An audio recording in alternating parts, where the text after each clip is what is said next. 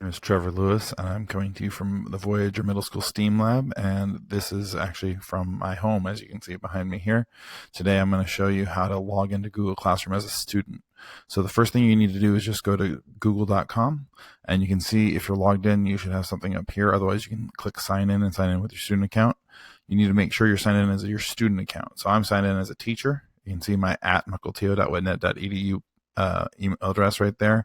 You can see I also have a Gmail account attached here. So the Gmail account would be like a personal email address. So if you have any of these and they're not the right student account, you're going to have to hit add another account.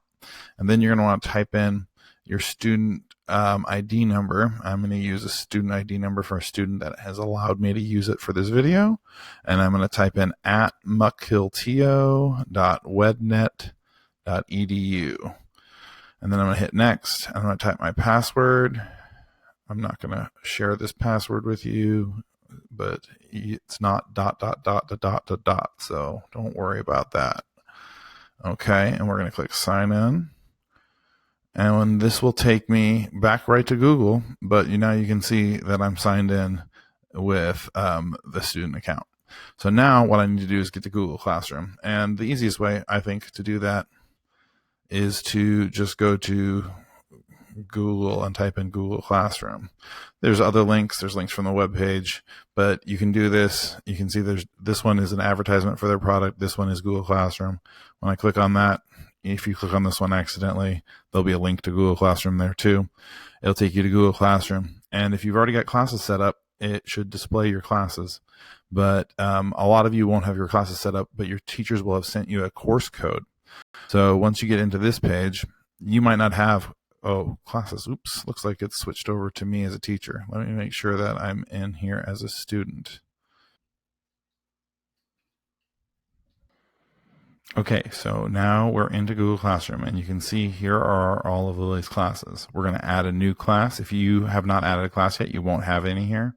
If you have ones from previous years, hopefully your teachers will archive those so you have a little more space, but I wouldn't touch them, because if you unenroll from one of those classes, what will happen is all of your work will be deleted, and it'll be hard for you to look that up ever again.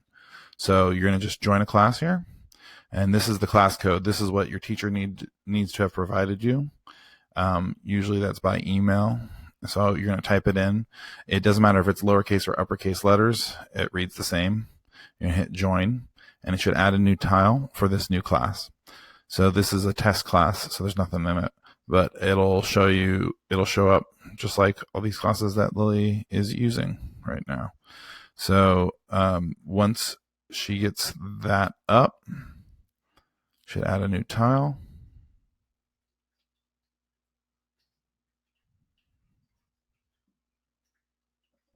There it is. So you can see there's my test class. Let me show you a few things. If you click on, it took me right into it.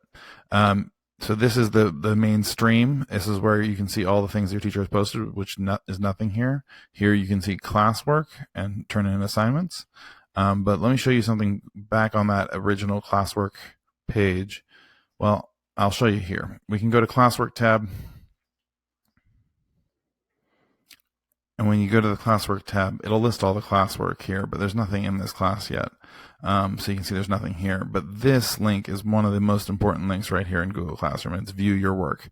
It'll show you a condensed view, and it'll show you any grades and feedback you've gotten from your teacher.